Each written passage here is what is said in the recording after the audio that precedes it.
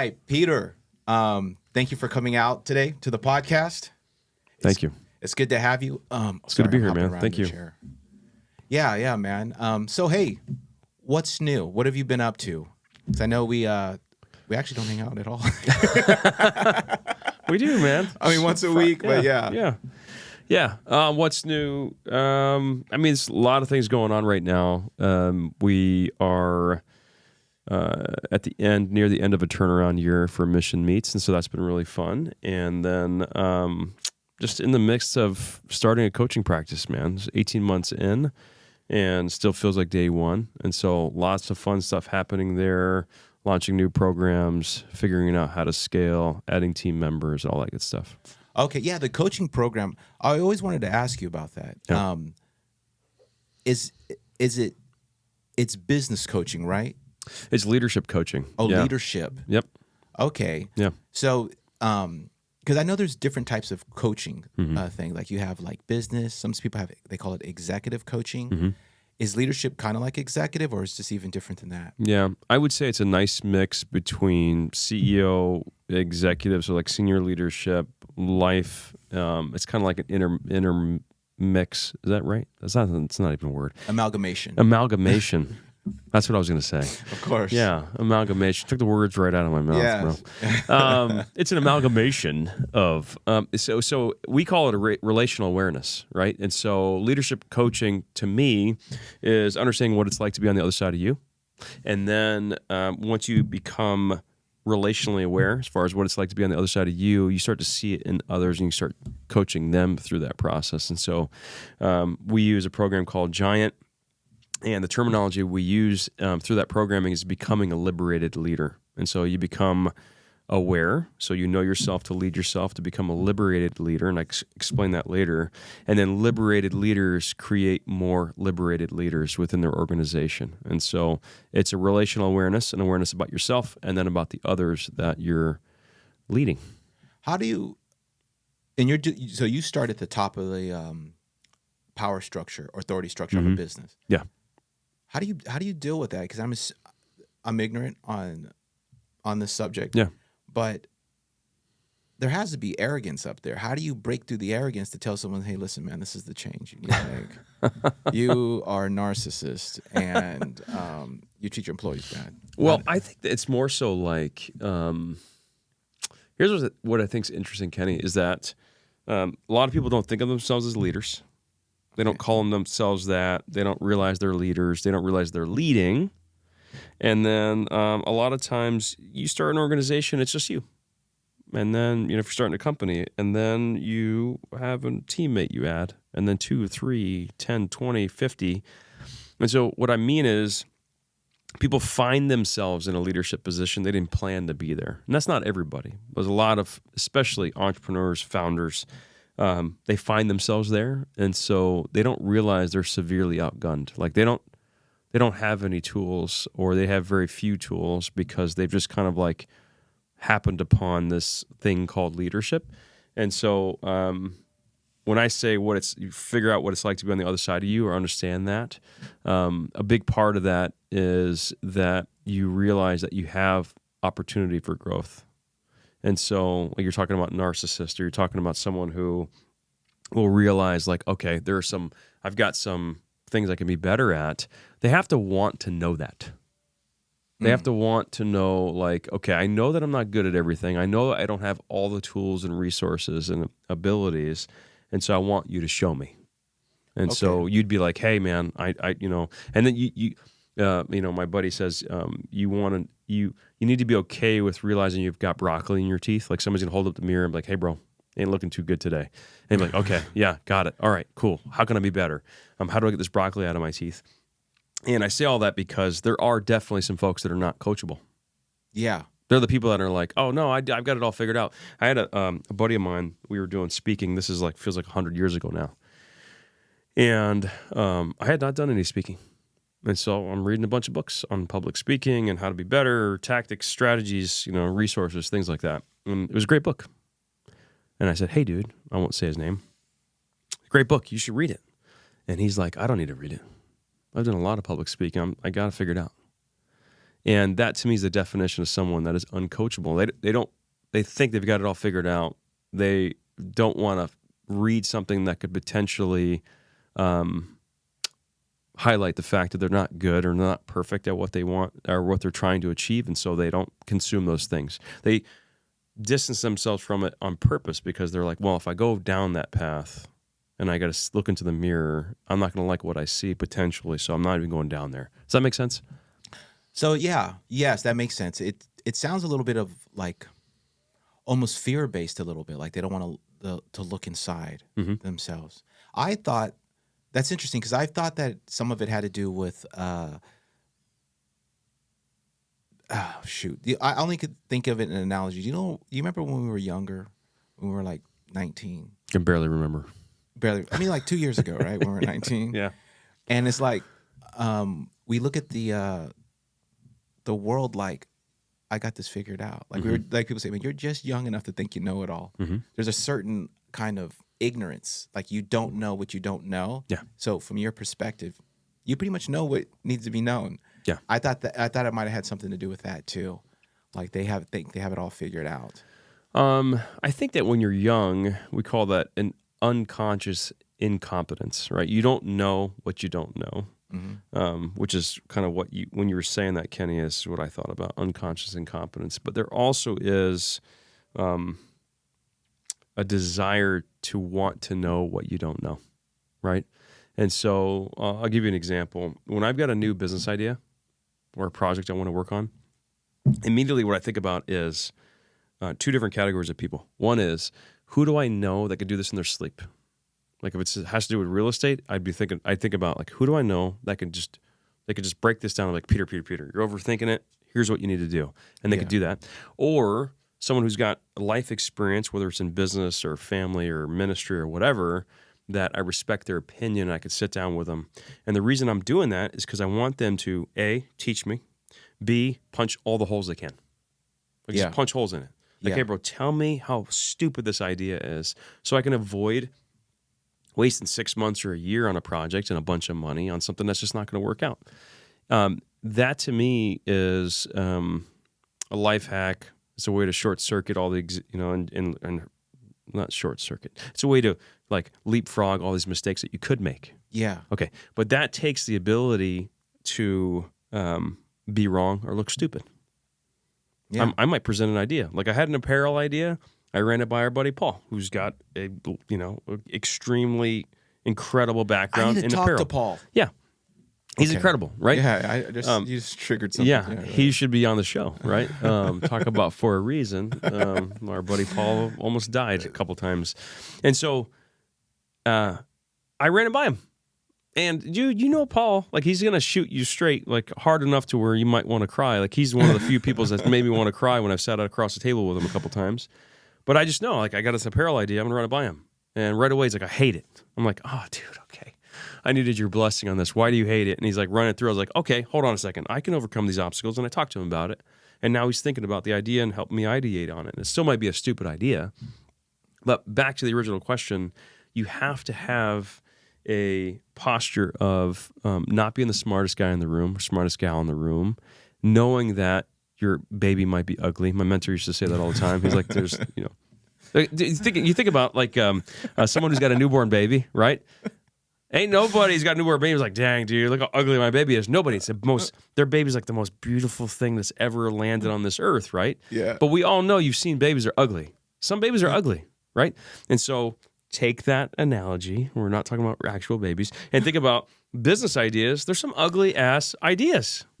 Yeah. Well, going on the baby thing, did you see the Seinfeld episode? This came to my mind where someone had an ugly baby. Okay. And are you familiar with Seinfeld at all? I am, but I don't remember it. And I've got a friend of mine, Tony. Shout out to Tony. He can quote every single episode, and every life experience comes back to a Seinfeld episode. So Seinfeld seems to be based off of life experiences. Absolutely. But there's an ugly baby episode where the mother's just in love with her baby. And they're looking at it, but the camera doesn't show the baby. But you're getting the descriptions off the character. Like, it kind of looks like, they're saying these things, and, our imaginations are even worse. Yeah. But then Kramer just kills it. Kramer, he just comes in and he's like, oh, he just flips out. Like, he's appalled by the look of this baby. But the mother's like, oh, This Yeah. baby's so cute. Yeah, and we all need a Kramer, right? Right? Yeah. But you got to be able to handle Kramer. You got to be able to like, okay, this guy, dude, he's gonna shoot me straight. Yeah. Yeah. So those are the people I think that will learn the most. The people you said starting at the top, they need to know like, okay, man, even the best organizations, right? Like our buddy Steve, incredible guy, incredible business owner, incredible team. Even he knows there's still things that I could learn and I could do better, right? Yes. So you got to be open to that. And that's where you're going to learn. You know, I just had a conversation with my 14-year-old son last night. He got all huffy and puffy about homework and school stuff, and he was like defending himself. I'm like, oh, the way you're acting right now is the way that someone who is a fixed mindset, never going to learn from their mistakes type person. You're a hard dad. You would be a hard dad for a teenager to deal with. Intellectual, analyzing, and pillar of truth. That has to hurt. Like, I bet he's like, I don't even know. Yeah, he didn't want to hear it, Yeah. right? And so I've learned as a parent, I'm learning still, man. I'm still gonna screw it all up, but like, I let him cool down, and then we sat down and I said, hey, dude, this is what I was trying to explain to you, right? You need to figure out, like, dig 3 layers deeper. Like, you messed up on this, and I understand you don't want to hear about it now. You know you screwed up, blah, blah, blah, blah, blah. I don't care about this certain circumstance. I don't really give a rat's, rear end about it. I more so am like, how did it happen? Is it a pattern? And why is it happening? And let's figure out a solution. That way you don't keep finding yourself here. Yeah. So a person has to, which is a perfect example with a teenager too, because adults can act like kids very frequently, is asking yourself like, dude, like, how do I keep finding myself here? Why do I keep hitting this ceiling in my business or my personal life? Why is this a recurring theme for me? Right? And then a phrase that we coach through all the time is nothing to hide, nothing to prove, nothing to lose. It's this, I don't like the word mantra, but it's like this sort of ethos, or maybe some other word that I don't even fully understand the definition to, is reminding yourself like, man, I'm coming in here talking to you. I got nothing to hide, nothing to prove, and nothing to lose, right? Yeah. We're having a conversation, and if you show up in a situation that is inauthentic to who you are, a lot of times it's because it's 1, 2, or even all 3 of those things. Yeah. You're trying to hide the fact that you don't know the answer, right? You're trying to prove the fact that you deserve a seat at the table. You're worried about losing a client or some revenue, and then you say things that you know are outside of your character. They're not authentic to who you are. And so having that sort of like posture is like, wait a minute. Okay, like if, my son, he's heard this phrase from me before. If he wasn't worried about trying to prove the fact that it was okay for him to not do his homework or to mess this up, and he was trying not to lose face, then he could have been like, yeah, man, okay, let's sit down, let's dig in on this thing. And so that sort of posture allows someone to be coachable and allows them to be like, okay, yeah, all right, you're right. My employee surveys are bad and I deserve it.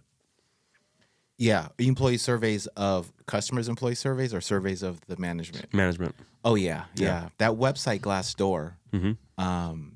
And if anyone doesn't know what that is, Glassdoor is a website where employees go and do reviews on the management. Yeah. There's some where people are like, management's incompetent, and there's a lot of it. Management's incompetent, dead-end career, I hate it here. It is pretty crazy. It's like Yelp. Yeah. It's like the Yelp of... It's Yelp for bosses, right? Yeah. Yeah.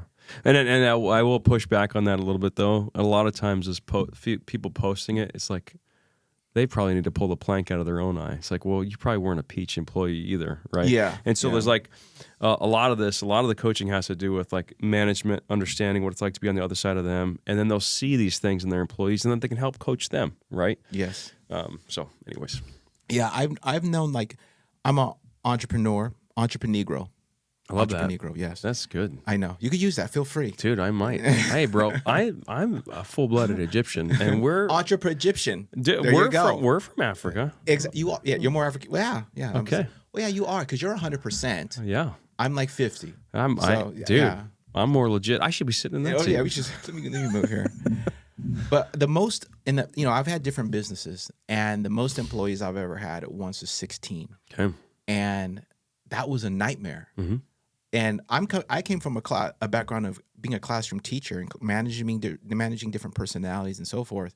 But it's different in a workplace, because at school, there's like an ingrained understanding of a baseline of rules or how processes work. But at a business, you got to establish those as the owner of the business. Yeah. And if you don't have them established, and it could just kind of start creating chaos. And there's one thing that I learned: is this true? Is this a myth? Like, if you have a bad mouth employee at your workplace, are they like cancer? Can that spread? Is that real? Yes. Okay. Because I believe that, but I didn't know if it was like just folklore. They can destroy your culture, man. Okay. Yeah. Yeah. Okay. I always wondered about So that. you experienced that? Yes. Yeah. Actually, when I would go in, I was the kind of owner where people only knew the manager. They didn't know I was the owner. And the manager told me we got this employee in the back. I had a manager at the time. We're still friends. Her name's Margaret, and she's a cool person. And but sorry, I got sidetracked with Margaret. But so when I went to the business, I just went in the back and worked like a regular employee, like undercover boss. This dude was talking so much crap, and the thing is, my sister was going there. My sister was a partner with me. My sister was going there. My sister goes and identifies as the owner. I don't. And we're half-half at this point with the business. It had changed. We were half-half. This dude was talking so much crap about my sister, talking crap about me. Like, and I heard she has a brother, and this guy, like, and I'm like, I'm sitting there, and Margaret was like back there looking like, oh my So God. fun. Oh my gosh. Yeah. Yeah. So I fired him right there on the spot, you Yeah. know. And one thing I learned too, like, I've never been fired from a job. So I didn't know how to fire someone. So I didn't know you have to cut them, you know, their final check right there on the spot and all these other things. And yeah, it turned into a nightmare a little bit actually for firing him. So, but Yeah. I digress. But that's interesting, man. So you're kind of like a thought leader that goes into businesses that kind of helps. Or do you not like that? Let me take that back. Did you see me bristle? Yeah. You're like, ah. I prefer more of a entrepreneurial guru. Or am I using too much of stereotypical cliche statements? No, not at all, man. I think that for me, just to back up, I guess, a little bit and to ask the question, like, how did I even get here? As far as like being a coach, and I don't like thought leader, but it doesn't mean there's anything wrong. It maybe is accurate. I don't know. We'll call you business messiah. We'll just keep it simple. Perfect. We'll keep it simple. I feel way more comfortable with that. Yeah. It's more fitting. Yeah, the African one. Yes. Yes. Yeah. Somebody was, you're familiar with The Chosen, the movie? No, the series, like the series The Chosen. I think they're on season 3 now. Story of Jesus and the disciples, and it's like, you've never watched it. No, I've heard about it. Okay, That's why I thought it was a it's movie. incredible, dude. By the way, and somebody was like, "Man, my son was like, man, I wonder what Jesus actually looked like." And she looked at me and she's like, "I think it looked like Peter," only because he's from that part of the world, not because. Anyways, this went sideways fast. So, anyways, man, I think to back up, for me, I was trying to dig on. A couple years ago, what am I supposed to be doing with my life? Yeah. And part of it is that I'm able to see the connection from A to B for people really quickly. And so because of that, I always found myself in the situation where people were grabbing coffee with me and we could talk through problems and try to find solutions in their business. I think part of it's my business background. Part of it's that I have an engineering degree. And so my mind just thinks in kind of a weird way where I can see the connections between where you're at and where you need to go. So between that and my faith and just ability to communicate, this is how I found myself in a position to be a coach and be fairly successful at it so far. And so I don't like the idea of thought leader. It's more so like I feel like I can be this guy that is coming in from the outside and can talk to people and see where there's issues between personalities or within management or within process and assist with that. So whatever that is, that's what I'm good at. Yeah. What I meant by thought leader, though, just to kind of not just pound the right way at it, but you are introducing different ways of thinking, and that's what I meant by like it's like just some of the concepts, like you were just even mentioning earlier, like that you're just kind of looking at it from a different perspective as opposed to like when you said, what do you call it? I have nothing to prove. Yeah. a lot of entrepreneurs feel they have something to prove. Mhm. Like, I could take this business and blow it up, almost like an athlete. Like, if you Mhm. told a professional athlete, you have nothing to prove, just go out there and do your best. They're like, no, I have something to prove. I'm the greatest of all time, Yeah. but but I get what you're saying, because that when you're dealing with a group of people or a organization where it has, different personalities, different things going on, Mhm. you got to kind of approach it different, right? Yeah. Well, the thing is, like, just picking at nothing to prove. When you feel like you have something to prove, you'll make decisions way differently than you would if you were just thinking about it analytically, or if you were thinking about it rationally, right? And so, if you felt like you needed to prove that a business that needed to succeed, you wouldn't think to yourself for a minute, like, wait a minute, maybe this business shouldn't succeed. Maybe this Yeah. product shouldn't launch, even though I said I was adamantly in agreement with this product launching. And now all the data is proving that this is probably not a product we should launch. But because I need to prove to you that I'm smart and that I make the good decisions, I will maybe push on a product launch, even though it shouldn't launch, right? Yes. And so those are just the kind of the examples. And then when somebody's trying to prove that they deserve a seat at the table at an organization they've already been hired on, they might act a certain way where it's like, man, why is Kenny acting like that? Yeah. Why is he speaking to people like that? Well, you're trying to assert your authority Yeah. and prove that you belong in the organization that you've already been hired at. And instead, it's like, no, just do your job, Yeah. and communicate in a way that's authentic to you. And so, yeah, I mean, thought leader maybe, but more so probably just like introducing ways of thinking, like you said, so that you can dig in, like I did with my son, and figure out, like, wait. The situation sucks, but how did we get here? Yeah. Why is this even happening? And like, stop, digging in. Like my mentor used to always say, like, asking why 5 times. Mm-hmm. The 5th why, the answer to that why, is way more interesting than the first one. Right? Right? It's like, why didn't you get your homework done? Well, I went surfing today. Okay. Well, why did you go surfing today? And it's like digging in on that. It's like, oh, wait a minute. You are an avoider, right? You're avoiding doing the hard thing. Oh, wait, you don't like doing the hard thing. And that's the conversation we had last night. I feel sorry for your son. No, I'm kidding. You're one of those parents where nothing's getting passed. Nothing. You got to filter. Oh, bro. Nothing's getting by. And you're right. And that's why sometimes my wife's like, dude, you got to pick your battles. Like, this is not worth it. Just don't die on this sword. Just let that go. So you told her, listen, I have something to prove. That's right. But there's a statement you said just now that kind of resonates with me. How did we get here? Right? Have you, like, there's so many times in my life. Let's apply some of the coaching just to real life. Could you say that you shared how your occupation, kind of a little bit of all different types of coaching. It's kind of a blend, but it's towards leadership, correct?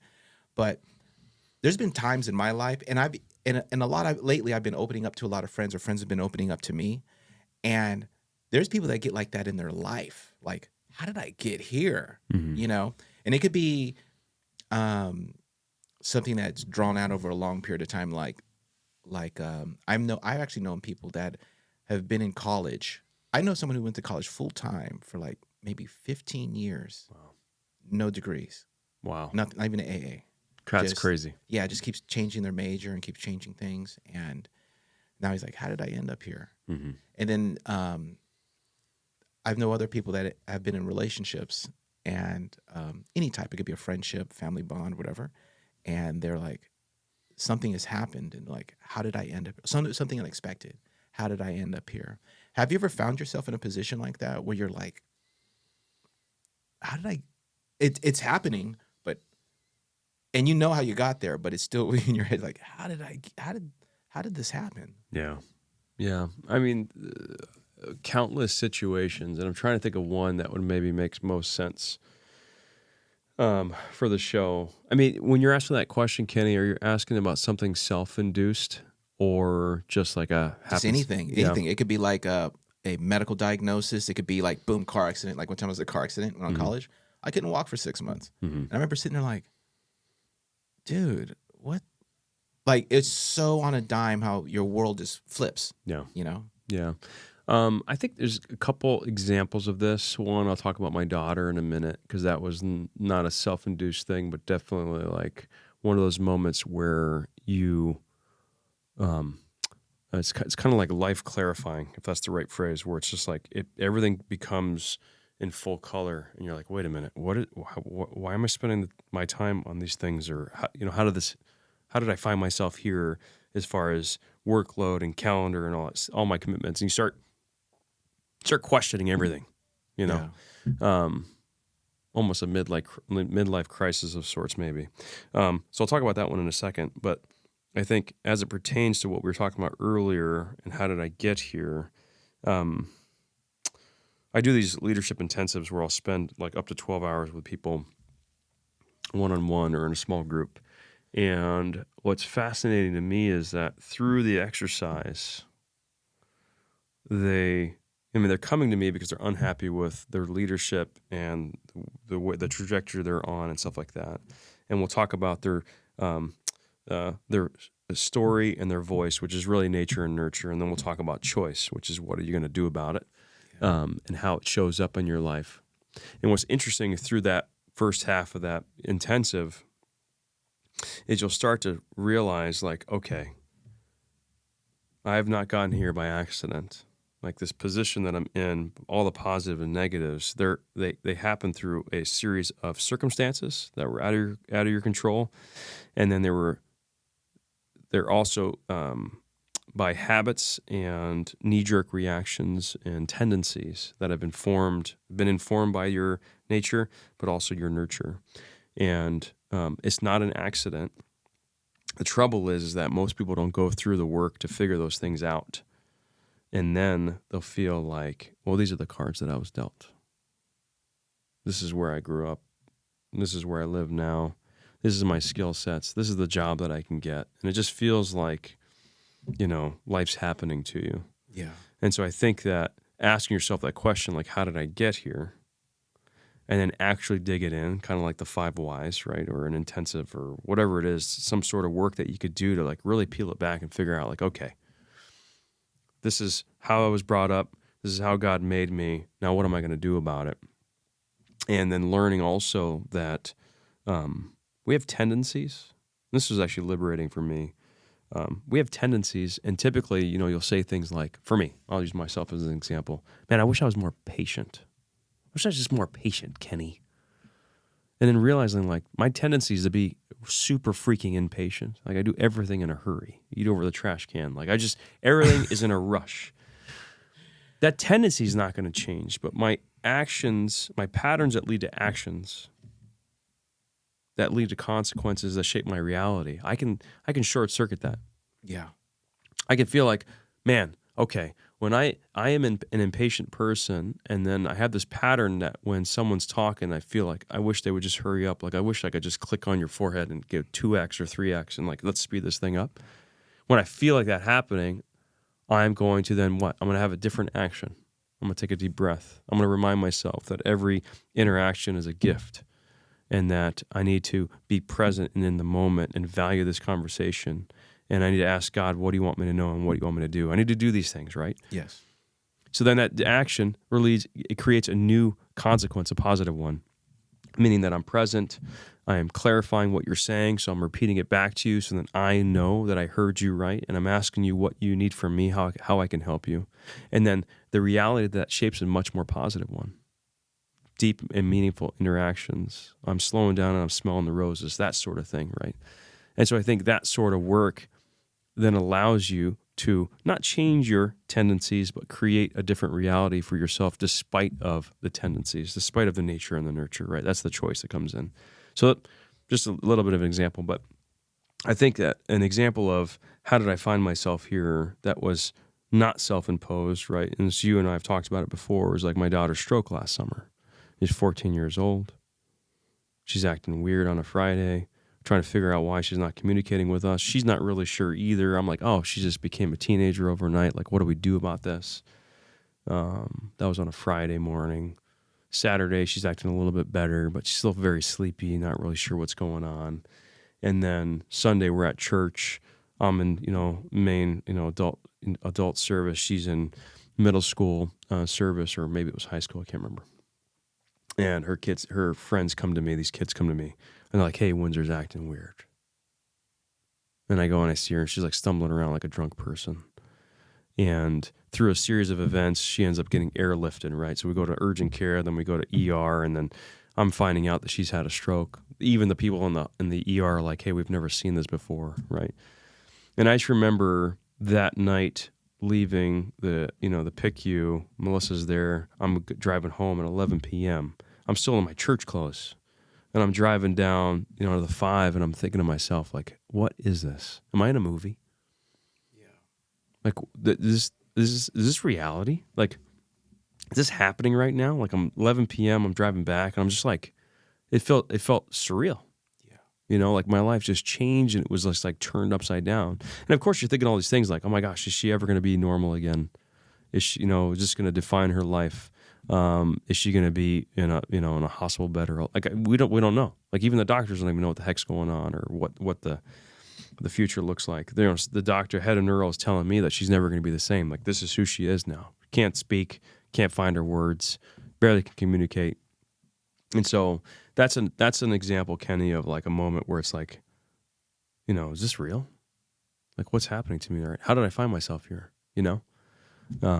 So I don't know if that answers your question. Yeah, no, that definitely answers my question. Going back to when you found out when the doctors told you that it was a stroke, Mm-hmm. because I'm a parent. Mm-hmm. How long does that sit in? Mm. Like, how long does it take?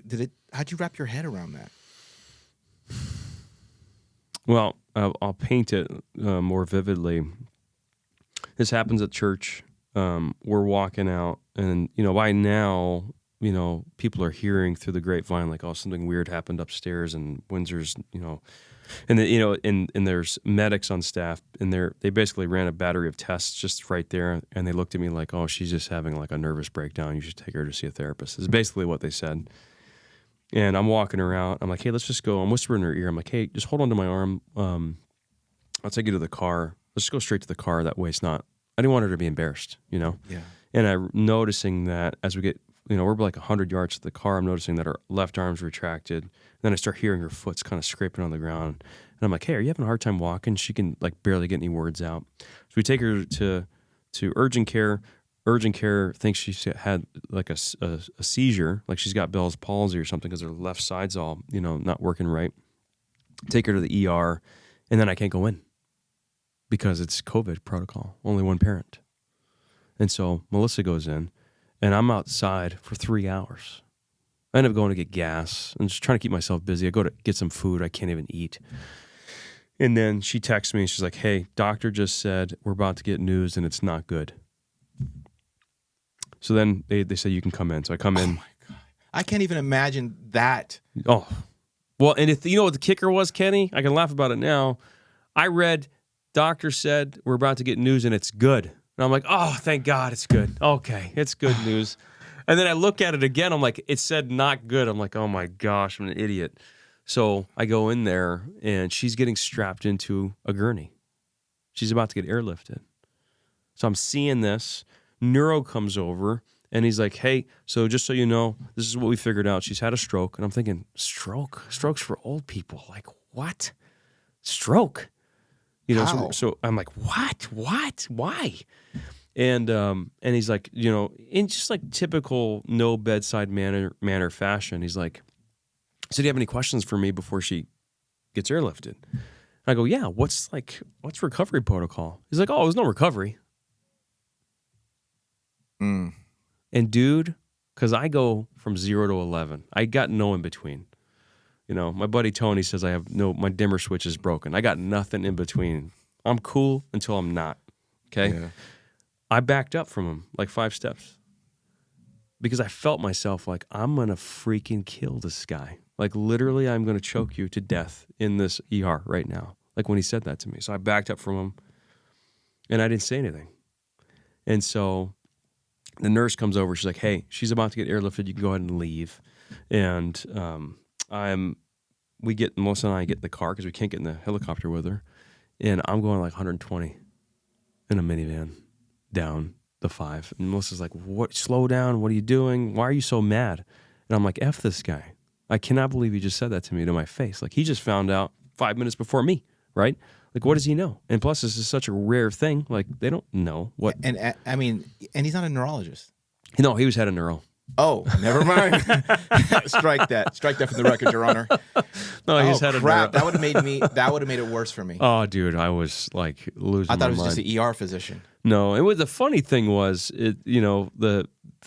so we go from Mission Viejo to Orange. This is like 30 minutes for the people that don't know the area, and the next day, because it was a holiday weekend, it was July 3rd when she got airlifted. She gets this triple MRI scan on the 4th of July, and then the nurse comes in and says, "Hey, doctor's here to read the results to you."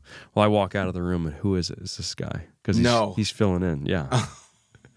And he looks. I'm sorry, I don't mean to laugh. Oh, dude, it was comical. Looking back, it's comical. I walk out, and he looks at me like, "Oh shit." It's so. He puts his hand out like this, and he's like, "Hey, man, before we review the results, I need to address what I said yesterday." And he apologized. He's like, honestly, we don't know. There's like almost no data on this. She could recover. Thank you. So it was good. He redeemed himself, and I still didn't like him, but it's fine. So is trying to process the information is impossible. Like, I feel like I had no data, and they didn't even know what to do. What was cool is that because it was such a weird freak occurrence, that she had a lot of attention in the ICU, and they're coming in from all over. Like, she's like a lab rat because they had never seen it before, and because of that, she got more attention. And now she's fully healed, thank God. But nothing that they did. They kept her, from having another stroke, and we learned what it was, but they didn't help us outside of that. So that's rapid. So that's all like within a 24-hour period, I'm assuming, correct? Yeah, I mean, so Friday we started having weird sort of indications of symptoms, but she just seemed withdrawn. And Saturday she's fine, but it was Sunday where it was like, wait a minute, like her left side's not working, and she's stumbling around. She can't, like, she has no words at all now, So that was the timeline, and then by that was at 11 a.m. and by 2 p.m. we knew what it was. Wow. I'm pretty sure that had to change your perspective. Like, I'm thinking back, there was a time where my sister had a boyfriend, and her boyfriend had 2 children, had these 2 kids, and he was divorced, visitation, whatever the situation was. And my son would hang out with them a lot. And I remember one time, at this point, my son was in 7th grade of school. There was a mix-up with there was a mix-up. I'm trying to tell the story so it makes sense. I have a habit of telling a story sometimes, and I go, "Oh yeah, I left that apart," and it's like very important. Okay, so my son hangs out with his kids. Like, this guy was very close to us. Mm-hmm. So all of our kids hung out, and I think the girl was like in 9th grade. My son was in 7th. He had a big crush on her. There that stuff, and then he also had a son that was in 10th grade. And those kids were in a car accident, right? A really bad one. They didn't survive. And this is on a school day. The kids were just it's a long story. It was a very bad situation where the kids couldn't be identified. So the coroner's office had called. This is San Bernardino County Coroner's office had called, and they were just digging through IDs and stuff, whatever's in the car. So they call there and end up calling my sister and her boyfriend. They didn't live together, but just the contact info, they're trying to piece together the puzzle. Due to some kind of mix-up, I get a call. Oh my gosh. And they're like, "Hey, this is San Bernardino County Coroner's office. There's been an accident. We need you to come down," or whatever. And there was this mix-up, and they basically, I was told, my son was in an accident, and I need to come down to the coroner's office. Oh my gosh. And I remember I had a full-blown anxiety attack. Like, my chest hurt. I was just out of it. At the time I was married, my wife had to take over the call. And then to get a call back, it was just they got it straightened out, And for that little period of time, I don't know how long it was. I don't know if it was 7 minutes or 30 minutes between the mix-up. Yeah. Thinking my son was gone for that time, it was horrible. It even after I found out he was okay, it caused a shift Mhm. in my view of, like, when my son came home from school that day, to him it was a normal day at school. Yeah. I was like, oh, I love you. Like, I'm hugging him and this and that. I mean, I actually started doing, we already did a lot of things together. We did more, Yeah. and it kind of, it gave me a shift, Did you experience that after this health scare with your daughter? Yeah. I think that, for me, I called it a life clarifying moment earlier. And I feel like I've had several of these in my life where it's like, my wife's uncle passed away and we weren't really close to him, but, it was one of these things where he had postponed his life. So he's like, oh, when I retire, when I retire. And then he never got to retire. He died. Well, my wife's, amazing. My wife's mother, so my mother-in-law passed away very young. That moment and this moment, I call them life clarifying because it's like everything comes out in three. It's like in high fidelity, full color, 3-dimensional, right? Like whatever you want to call it. Where 4K. it's like We'll call it 4K, 4K, bro, right? Where it's like, dude, what am I doing? What am I doing with my life? Yeah. How am I spending my time? Like these kids could just disappear, like you're talking about, right? These kids passed away in a car, right? Mm-hmm. Would I be like, oh, all the times I didn't have time to spend with them, I was working on this project. This project sucks. I don't even like this project, right? Or this business, or this activity, right? And so for me, it was not only that, what you're mentioning, Kenny, but also I started questioning like everything I was working on. Because I'm like, I am trading time with my kids for these things. Are they even worth it? Yeah. Is it a worthy endeavor? And so for me, it was about spending time with the kids and appreciating the time with the kids. And then on top of that, it's like the time that I'm trading. I've been talking to the kids a lot about life credits. And I don't remember where I got this idea. It's not mine, but we are trading all these credits, right? You got 24 hours in the day, right? So if you thought of them as life credits, or if you had a life debit card and you had to swipe it every time you went somewhere and you're like cashing in these credits and you can never refill them, would you be happy on how you spent it? Would I be happy that I didn't spend that last day with my kid because I was working on this project? I don't think so. Yeah. Probably not. And so I think if we're thinking about that ahead of time, then we can be more proactive about it. So you don't have to have this awful, gut-wrenching 30 minutes of hell in order to bring you back into focus and realize like, oh my gosh, I need to appreciate my kids more.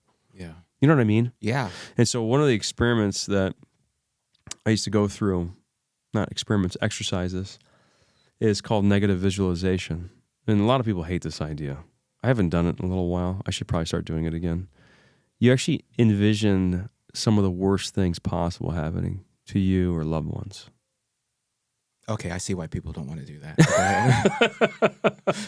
And I would actually do it. I would do it in the morning. You're a horrible salesman of this concept. I would do it in the morning, Kenny. I would envision like my kid with no hair because he's going through cancer treatment, or my wife, or myself, or a family member. And the reason that is so powerful, it's like, wait a minute. First of all, I need to appreciate what I'm leaving them for. This life credits that I'm cashing in today. I need to appreciate them, the time that I have with them, because it could be gone tomorrow, right? Mm-hmm. And also, any problem that I am going to run into today and face today ain't no big deal. It ain't nothing. I think I'm on my friends that have lost children, right, to cancer and other things, right? It's like, dude, they would take all of my problems times 1,000 to bring that kid back. So what the hell am I complaining about? Anything that I'm gonna run into today ain't shit compared to that what they experienced. Yeah, that's deep, man. Yeah. That's absolutely true.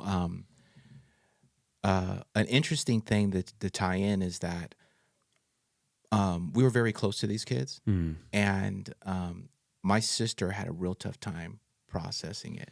All of us were mourning, but my sister had a real tough time, and she had contacted a friend of hers, a good friend of hers that was born and raised in Ethiopia, but she lives here now. And she was talking to her about like how do you deal with this? Because and her friend from Ethiopia was explaining that we mourn, but we expect death. We expect it. That's so in Ethiopia, death is a part of it. Children dying, that's when you have kids, because you're in a country has so much poverty or just not as good medical system or whatever's going on. Yeah. Because they came from, not the Beverly Hills of Ethiopia, but, Yeah. just the whatever. And she was like, we mourn, but death is a part of life. Like, she had a totally different perspective than us in America, where it's like, it's life shattering, Yeah. It's like that sometimes ends people's desire to even want to, I don't know. You know what I'm saying? Like, it's world ending to some people. But to her, she just kind of like, it's a part of life, and we celebrate the moments we had with them. And it's interesting, the different views. But if I had that Ethiopian mindset from the beginning, I wouldn't, going through that situation with my son, it wouldn't have been a boost. I'd have been doing that already. I would already been having what do you call it, not a perspective shift, clarity. Life clarifying moment. Life clarifying moment. That'd have been like that at the beginning. If you live in that kind of pocket of realizing, or like you say, waking up and thinking of the negatives. Yeah. They realize like they could be you're out there. I mean, anything could happen to you. But I guess in our culture, we're kind of, we don't think that way. Our kids are getting old. Well, we're soft, man. We're soft, and that's okay. It's good. Like, we don't want the alternative. It's just not part of our everyday experience, Yeah, yeah. And I don't know how well this ties in, but when you're talking about soft, I'm thinking about, I watch a lot of documentaries, and there's one on the funeral industry and just the history. Yeah. And I saw it and I was like, I'm pretty curious. What's the deal with this, right? That's a modern creation, the funeral industry. Before, when someone would pass away, you would keep the body in the house. Like in your house is called the parlor room. Do you remember the old houses? They would call it, this is the parlor room. That's where you put the dead. I didn't know that. Yeah, that's why you have funeral parlor. Oh. Yeah, so it's the parlor room. And they would be there, and the family would mourn with the person there. And the funeral director would come over, the mortician, and handle everything in the house. Oh. And over time, as the funeral industry expanded, when someone would die, instead of sending the dead body to your house, the funeral people were like, hey, we'll make it easy for you to send it to the funeral parlor, and we'll handle everything. Now it's to the point when someone dies, we don't really want to see them at all, because I don't know if this is a soft, but it just kind of got ingrained into our culture. And they went from calling it the parlor room to what?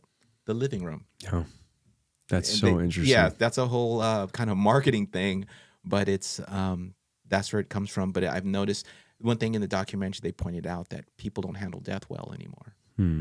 Because then actually when the mortician would come back in the day, even the 1800s, the family would help. No way. Yeah, and not anymore. But I'm half Filipino. And in the Philippines, when someone dies, they still bring the body to the house. And like, I actually had a friend of mine who's a pastor.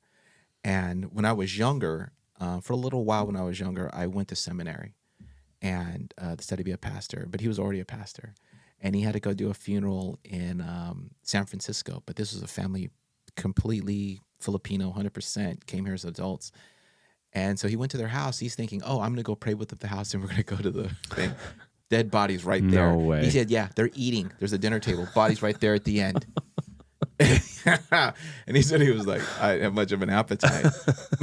But, I don't know if that's necessarily being soft. Yeah. But that's part of, I guess, you're saying like the change of our culture because of whatever the different elements that have caused us to change. Well, I think too, it's like, if you have faith, it's sad. You lose that relationship. You lose the physical relationship with that person, them being around.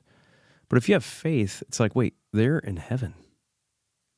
Like, this is like a rejoicing moment, right? A friend of mine was like, man, why are you sad for her? She's in heaven. You're sad for yourself because you lost that relationship, but she gets to be pain-free living in heaven with Jesus, right? Yeah. And so a moment of celebration, but also, we're completely removed from the body, man. So it's funny, we can laugh about it now, but like Melissa's mom passed away like 11 years ago, and she was on hospice, so she was in the house. And, within like an hour, they're there, funeral home's there to pick up the body. Got to make that money. Yeah, and my brother-in-law, who's freaking hilarious, he leans over, he goes, some sick effers in this business. Like, who are these people? Like, you just show up at some random person's house, pick up the dead body, put it in a car, and drive it somewhere. Like, this is weird. Yeah. You know what I mean? Like, what a weird job. Oh, wait. Oh, you may forget what I was thinking. Well, two things. One about Jesus. When he died, wasn't it his mother who says to go retrieve his body? Yes. Could you imagine that? No. No. Like, that's how removed we are. Yeah. If it was modern days, the funeral home went to go pick up Jesus after the cross and took him. But that's his mom, and she cleaned him, right? And got him ready for burial. And that's how it's been until the funeral industry got involved. But an interesting thing, I had a friend of mine a few years back, he remained nameless, but he had taken his own life. And I think you know who it is. I think it was, yeah. And the funeral company, they just weren't prepared for the location of the funeral. So I ended up helping them, which I've never done before. But no one else there was in the position to help. Everyone was pretty emotionally distraught. Yeah. I was emotionally distraught, but I was like, I'll step in here. But during this time, as we were waiting, they brought like, because the funeral was at a place that's kind of dirt roadish. It's it's designed for weddings, and so it's not designed for funerals and stuff. But as I was sitting there, there's an old man there, and I'm like, this guy can't move. This guy can't move weight. You know, like, he shouldn't be doing this, but he was helping, and actually he was helping another guy. Basically, the two guys, they're not a good team. They can't move. They couldn't do the job. That's why they needed These are me. both the guys from the funeral home. From the funeral home. Is this like the C team? Did you guys get a deal? Yes, it was the C team. And I don't know if they got a deal, but maybe someone was sick. Sorry. Someone was sick. Did you use a coupon? Yeah, Groupon. But I remember I sat there with one of the guys there, and he goes, I normally don't do this. I'm one of the morticians who prepares the body. I normally don't go to the funerals. The attending, I go, oh, okay. So me being me, I had to start interviewing him right there on this file. So I said, how did you get into this? He goes, actually, I used to work in the automotive industry and auto repair and this guy's probably maybe 60. Okay. He goes, I've only been doing this for about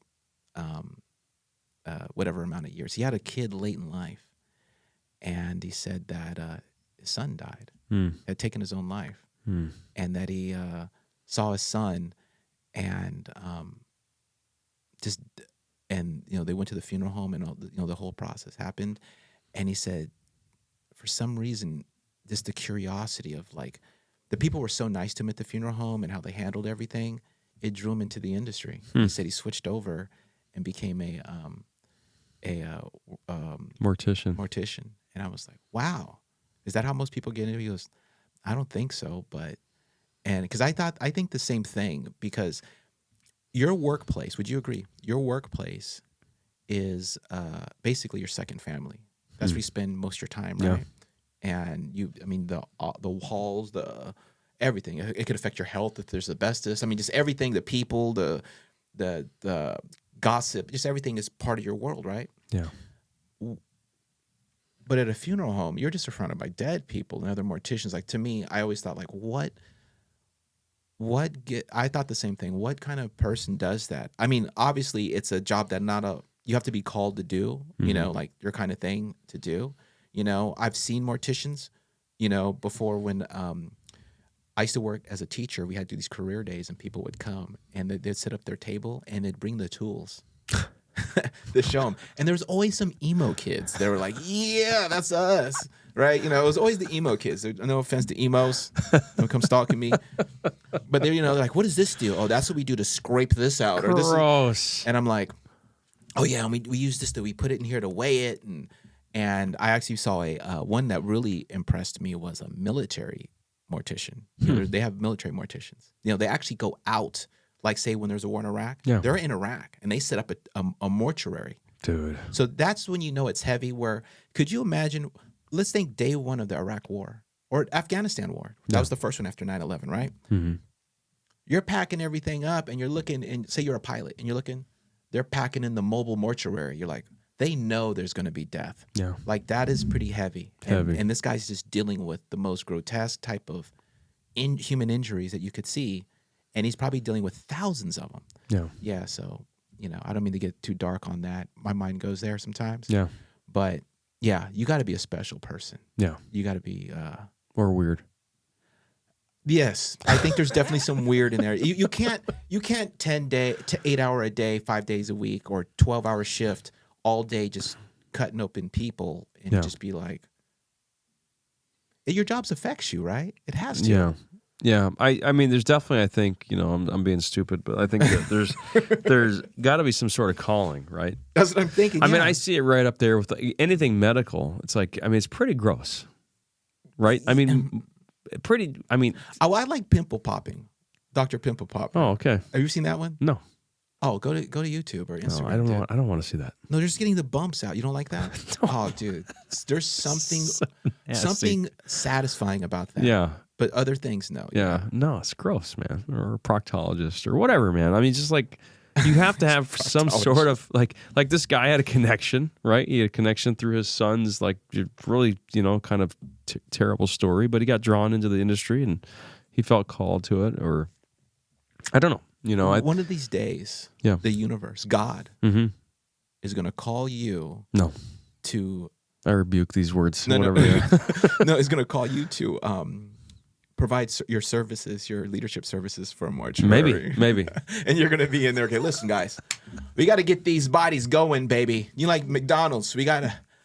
They're like, what's it like to be on the other side of you? I don't know. Like everybody's dead around me. No one really complains. Nobody says anything. I don't know what it is. They're very quiet about it. Surveys not filled out. Yeah. But going. But back to this. I was going to go back. Yeah, but the business or work affecting you. Is that what you're going to go back to? Well, no, I was going to go back to your daughter, but the work affecting you, because I was thinking I've worked different jobs. And different jobs have affected my mental health. And they don't even have to be bad jobs. Yeah. I worked at McDonald's for a week when my son was probably like a few months old. I was like, dude, let me just get a job. I remember just flipping patties. And I realized I'm not built for this. Yeah. They're like, yeah, don't put cheese on you got it. And that's just, then I upgraded to Taco Bell. Because my friend's mom was like, it's not the same. It's different. You don't got to do. I was washing dishes of caked on beans 8 hours a day for a minimum wage. The minimum wage back then was $4.25. Same. Remember? Okay, yeah. And I realized I can't do these things. I actually got into sales, where the harder I work, the more I can get paid. But it affects your mental health. And I was thinking, if I worked at a mortuary, I can't imagine what that would do to me mentally. Just being in there, and not everyone's coming in perfect with their arms crossed and eyes shut. Yeah. You're getting car accidents. But to get off of that, bringing it back to your daughter. Okay. Prognosis was bad, but he took it back and went to unknown. So that's an up. I would take an unknown over bad. 100%. Yeah, that's like winning the lottery. Yes, because there's hope. How did she recover? What happened? What did we do? Yeah, what did you do? What do you guys do? Well, probably best parents from Melissa and I for this to happen to, because I'm like, I will not take your BS like answers. Screw you and your science. Yeah, and it's totally. And it's not one of those things where it's like I got like a total disdain for the hospitals or anything, or doctors or anything like that. I more so as like I take it on as a challenge. Like, oh, really? No recovery? Okay, let's see. We'll see about that. Yeah. And I'm like the guy's like turning over every rock, and so is my wife, and so got connected to a mutual friend who then connected us to one of his friends, and just went down the rabbit hole of brain injury recovery, anything on the fringes for stroke recovery and stuff like that. And so she ended up doing 60 hyperbaric treatments, lots of red light therapy, lots of nutritional workup, hair samples, like all kinds of stuff, just to see like, how can we combat this from every angle while also doing what the hospital told us to do. And so we did all the things, man. Getting brain scans at where we're getting the hyperbaric treatments at, and then going down that path and seeing her recover. They do brain scans there? Yeah. I need one. Yeah. Okay. She's at 3. I'm serious. She got 3. They're amazing. We got more data from that than the $25,000 MRI she was getting. Okay. Yeah. Amazing. Okay. Yeah. Incredible facilitator there. So you can put links to in the show notes or whatever if you want to link out to it. But yeah. Can you name, what's the name of this place? It's called the Training Lab, which the Training Lab. And then this brain scan is called Awave, WAVE. and it looks like something out of the first Back to the Future when Doc Brown comes out of the house. When you know what I'm talking about? When Marty knocks on his door and he comes out. It's like, when they're in the 50s or whatever. Wait. Looks like that. Real quick, training lab. Yeah. It's not spelled like the regular training, though, right? TREIGNING. So train with, this actually has the word rain in it. REIGN in the middle. Okay. Yep. Okay. Sorry, Coach Cal, legend. You know him. Yeah. And so, yeah. I didn't know he had that because I seriously need a brain scan. He doesn't do the brain scans. He brings in a dude who, I don't know. So it's like the Big Lebowski. He's the dude that knows the dude. Yes. Okay. Yes, sir. It's just like, and he's a big guy. So he could be, you call him Big Lebowski, like an old version of him with no hair. His name's Mark, I think. I can't remember. But incredible guy. And you get a ton of data. And so that's how we were able to track her brain recovery. And it, lined up with what the doctors were saying. And then it lined up with what we were seeing in real life, which is her getting her words back and being able to fully function on both sides of her body. And all that. So when she came out the hospital before this, yeah, with the stroke, her words were she was impaired. You'd ask her a question, it would take several seconds for her to respond, and then you get a one-word answer. Like she couldn't find her words. Does she remember this time? Yeah. What does she say it's like? Here's what's crazy. This is what's driving me nuts. I was like, her name's Windsor. I'm like, Windsor, why didn't you say hey, I feel weird or I can't find my words or anything like that? She's like, I thought it felt strange, but I thought it was I think they maybe thought she was having a nervous breakdown or she was just having like a teenage moment. She didn't think anything of it. Because we were kind of like that story what I told you happened to me earlier where I was like, something's wrong. Something's wrong. But she's like, didn't know what. I'm like, why didn't you say hey, I can't find my words. I feel weird. Because where I went back was like, man, I would have, and I wanted to take her to the hospital on Friday because I'm like, this is not my daughter. Something's weird here. And Melissa had more backstory and information. She's like, no, we just had an argument last night. I wasn't there for it. And we just had a disagreement and it's okay. She's working through it. You don't know what it's like to be a girl, basically, right? Which I don't. So anyways, so that's what bothered me the whole time was like, man, if on Friday we would have taken her, we could have maybe skipped a lot of this, pain. But anyways, so she was, so we're looking through her text messages and stuff as she's in the hospital, man, was there any indication? And she was texting people saying, hey, I'm not going to be talking too much today when you see me. I'm having a hard time finding my words. So she knew that, but she didn't know it was a thing, or she didn't know it meant anything. Which doctors now, afterwards, I'm beating myself up about it. They're like, Peter, this is not even on our radar. We do this for a living. Don't worry about it. Dude, to tie it into a conversation you and I had prior to recording, remember I was saying I've been through a lot of therapy through my life. Mm-hmm. That's the only way I knew that there was something wrong, but I still didn't know what was wrong. Yeah. If I didn't have all the therapy, I'd have been like, huh. And I'd just keep going, but it just would have you know what I'm saying? Yeah, you would be I'm just having a bad day. Yeah, or it's so unidentifiable. Yeah. It's almost like someone telling you, just on a side note, and we'll get back. It's true story. When I was going through my, when my body flipped out, mm-hmm. And I was having those problems, I ended up in the ER again, the hospital again. My body started shutting down, and I went blind. I don't know if I told you that. No. Yeah, only for 2 hours. Oh my gosh! Right, but I thought I was. We called the same person, the person that helped you with your daughter. I called him because my only family, my sister was in the Philippines visiting family. It's a long story why I didn't end up going. I was like, hey, if something happens to me, whatever. It's a long story. It took a long time to even get 911 because I was blind.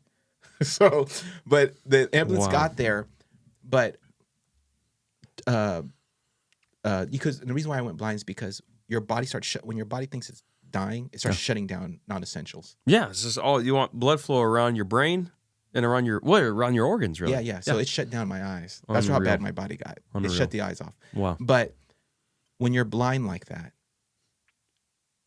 you don't see anything. People, I was trying to explain it to my sister. No, there's no black. There's no input. She goes, well, what do you mean? It's shh. I go, no, that's the input.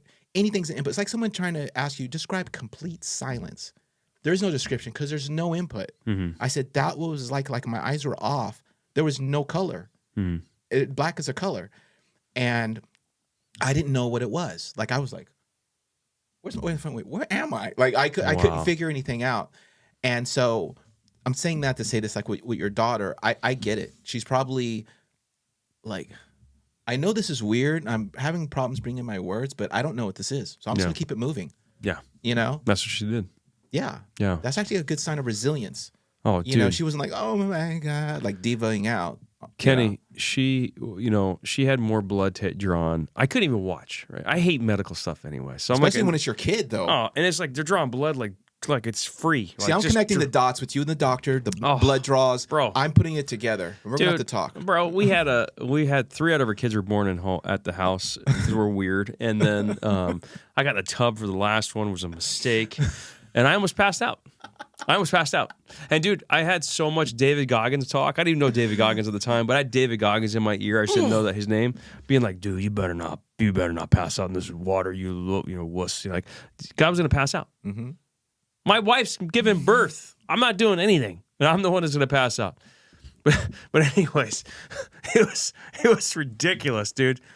You were talking about how you said earlier, you're like, I didn't know if it was like 2 minutes or 30 minutes. I almost pass out. We're doing like a debrief with the midwife 2 days later, and she's like, Peter, did you have any questions? I'm like, yeah, I do actually. There was this moment you probably didn't notice, but I was like about to pass out, and she's like, she goes, Peter, we were all watching you. I go, what do you mean? She's like, we noticed. Like, we were all like, oh, you better keep an eye on him. He's about to go under. And I go, she's like, well, what is your question? I was like, well, I just want to know how long it was. She's like, well, how long do you think it was? I was like, it's like 45 minutes. Like 45 minutes, I was like seeing spots, and she's like, Peter, it was 2 minutes. It felt like forever. Anyways, I don't know how we got here. Resilience. Yeah, resilience. So your daughter didn't get it from you. I don't have any. That's basically it. No, dude, she had all this blood shaken. I'm glad you brought it back. I couldn't remember. I had all this blood drawn, but one of the things she had to get done was a spinal tap. Oh. And they were like, hey, you ate already? So it'll be in 9 hours. And so that's going to put you at like a Wednesday with, what's it called when they send you out of the hospital? Outpatient? Oh, no. Dismissal? No. Discharge? Discharge. That's it. And she's like, we could do it now, but we don't recommend it because then we can't put you under or whatever. And my daughter's like, oh, just do it right now. Mm. So she said, Dad, step out. Yeah. And they did a spinal tap like that right there. And so, dude, there were nurses from other floors coming up, be like, hey, are you the girl? Are you the girl that got a spinal tap without going under? She's like, yeah. This kid, dude, resilient. Yeah. Just powerful. I get it. Incredible. Yeah. Just to try to, here's resilience. And this is resilience, dude. On myself, a little low-key brag here, but when I got my knee reconstruction surgery? Yeah. I had my torn meniscus and all the ligaments around it, right? I had my ACL. It's now replaced with a cadaver, from a dead person. Yeah. Their Achilles tendon is my ACL. And then I have all this other stuff just kind of put in there. Gross. I'm so scared of drug addiction because it runs so high in my family. I said, listen, I told the doctor, don't give me any painkillers. So once I wake up... Dude, not me. Let me, I'll just take it. And the doctor goes, I understand. It's going to hurt. I said, yeah. And he goes, it can be done, because like when people go to war, they might get a limb blown off a real bad injury. They'll just take it until there's help, but your body will naturally send painkillers there. Mm-hmm. And I did a full knee reconstruction surgery, no painkiller. But I'm not going to lie.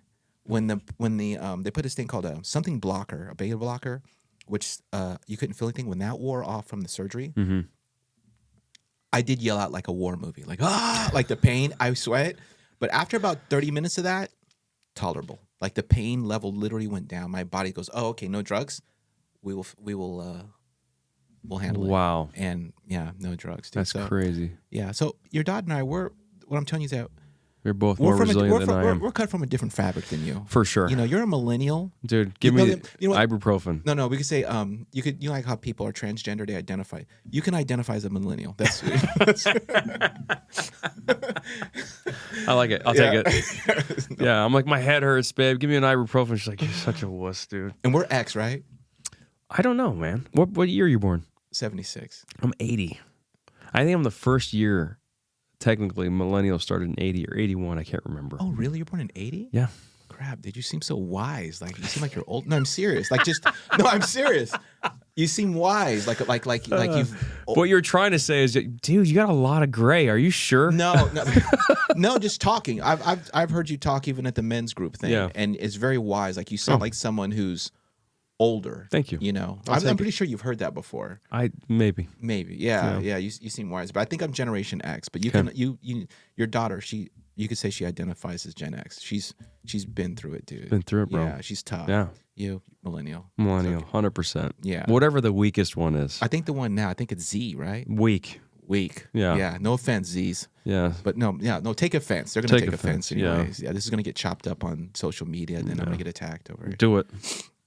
But going back to your daughter, so I just want to follow this recovery. So she got the brain scans, and wait, not the part. I'm sorry. Going back to that question, not the part where she was showing the symptoms. I'm talking about after she came out of after the stroke, between the stroke and getting the treatment at the training lab, she was still having problems bringing words, right? Does she remember that phase? She remembers all of it. And what's crazy is that when I talked to her about it, I'm like, hey, well, what do you like? What, were you scared or what? Nothing, dude. She's like, get away from me, weakling. Dude, she's actually nothing. It's crazy. And like, we just got some potentially really, really good news because now we've gone down a different path for prevention. Now that she's healed, we're like, all right, how do we prevent this from happening again? Because medicine has literally no answers. It's crazy. Because it just fixes symptoms. It doesn't really fix the root. Well, and they had a hard time tracking it down. And when they did, they're like, well, we don't know why. So, and I was like, well, can you do? They're like, no, we don't do any of that stuff for pediatric patients. We do them on old people. And so we went down another route and got some potentially really, really good news. I was like, so what do you think? This could be some really good news. She's like, meh. Doesn't care. It's crazy. And I don't know if it's unhealthy or not. Like for me, I'm like excited. She's like, I don't know. I mean, yeah, okay. She's like, bring it all day. Whatever. I'm unstoppable. Yeah. Incredible. Did she ever, because I've been to the training lab once. I didn't know they had all those things in there. I went there to try to heal my knee for the hyperbaric. Yeah. Pointing out. Just once I went. Okay. Did your daughter ever go into the hyperbaric, the steel one? She went. She used all of them. Dude. She knew all the fighters, bro. Like you name them, whoever, like their most famous guys that are there. She met all of them. Oh wow. No big deal to her. Yeah. I'm like, you were just in the chamber with so and so. Next to so and so. Whatever. See, yeah, she's unfazed. You know what? She's tougher than me because with jiu-jitsu or any kind of wrestling sport, it if you have claustrophobia, it'll kick it in pretty hard. Okay. You know, because you're breathing hard and someone's smothering you. Yeah. You know, and so I thought I'm not claustrophobic. Yeah. And so I went there, and all those nice glass tubes with the screen, those were used. They're at the time, so they're like, "Hey, we got this one over here. That one that looks like a little tiny submarine." Yeah. I was like, "Yeah," and they go, "Don't worry, this little window here, we'll put a Netflix on. You can watch it through the tiny window." I go, "Sweet." So I get in all nonchalant, and she's like, "Hey, Netflix is down. Like it's not working on your thing." I go, "Don't worry about it, dude. I'll just take a nap." So I get in there, and they still have that little small woman that works there. She's probably 20 something. Okay, so she gets in there. That's a daughter. Oh, his daughter. Okay, she's in there like. I heard the. I'm like, hope that door doesn't jam because she doesn't look big enough to really kind of crank on that, right? Well, dude, the trippy thing is that you can't just come out of there. I learned that the hard way. So she goes, "Hey, if there's any issues, let me know. Just knock, and I'll let you out."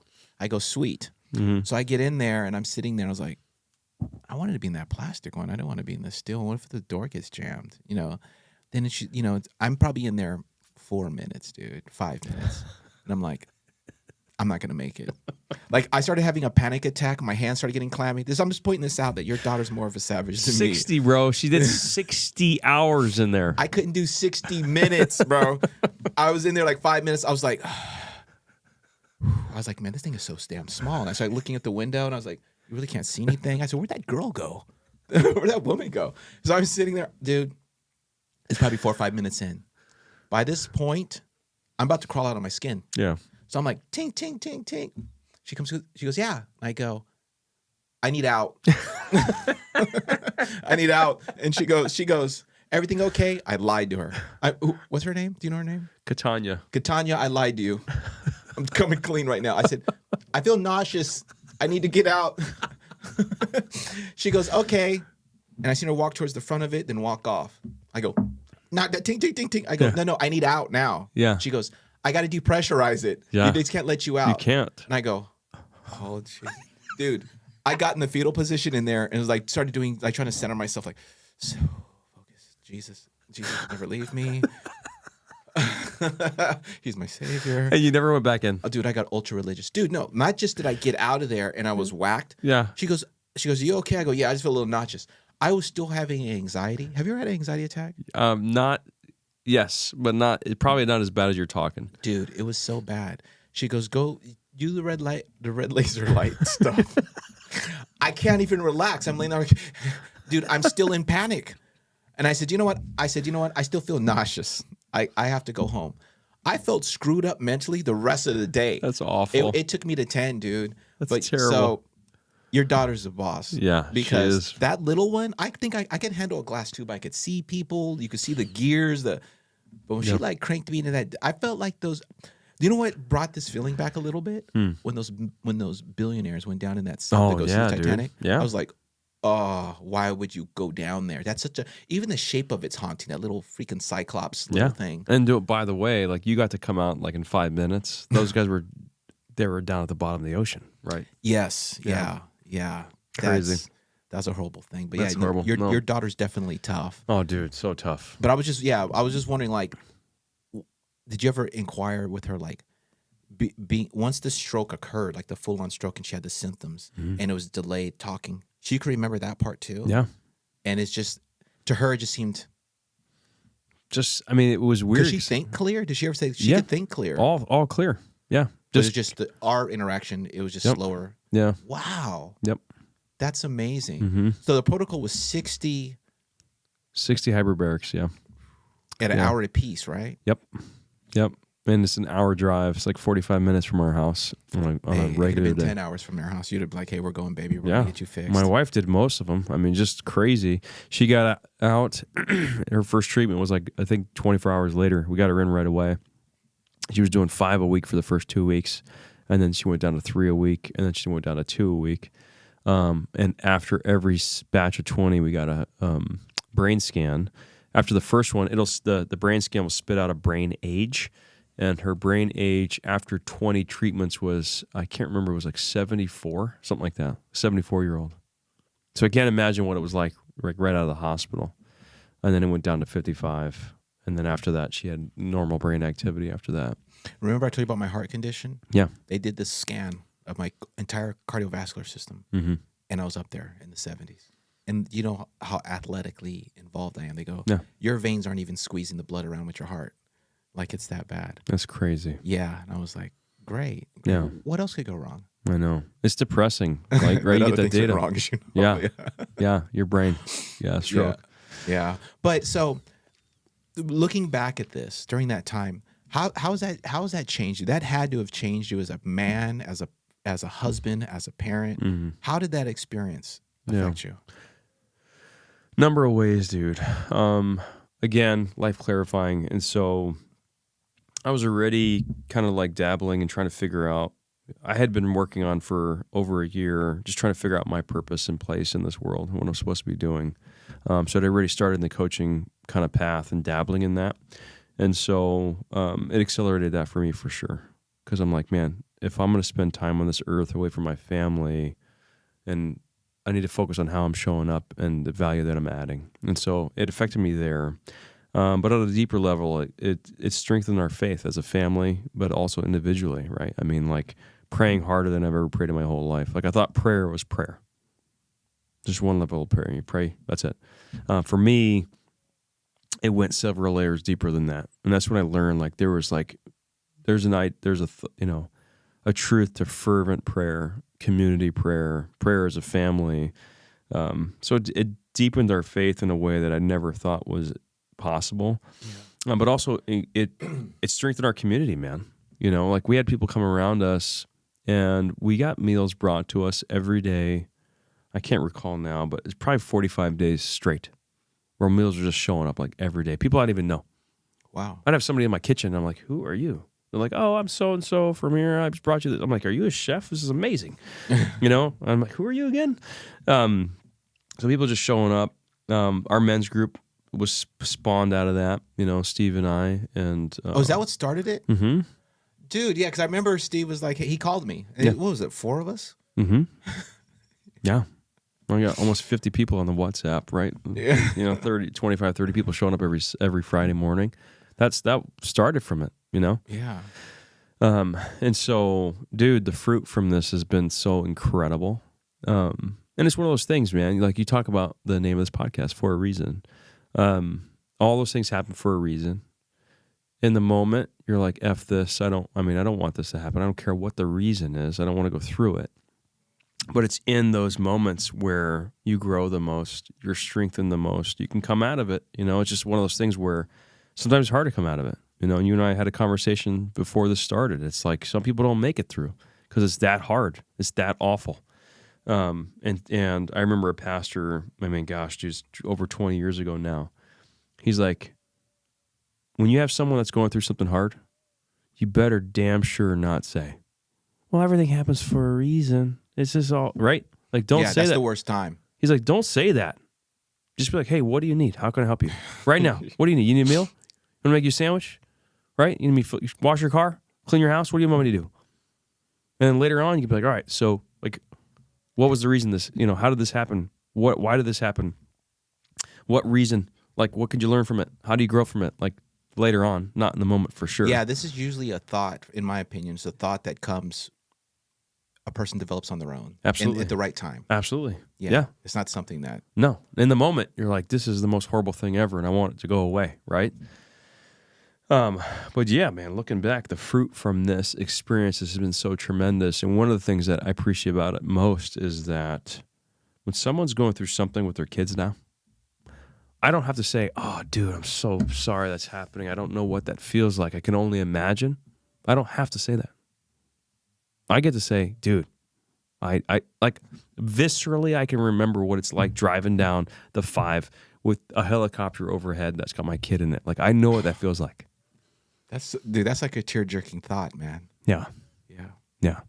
And so for me, it's a gift because now it's like, dude, I can relate. And then I know how to help. I know what they need. I know what they're feeling.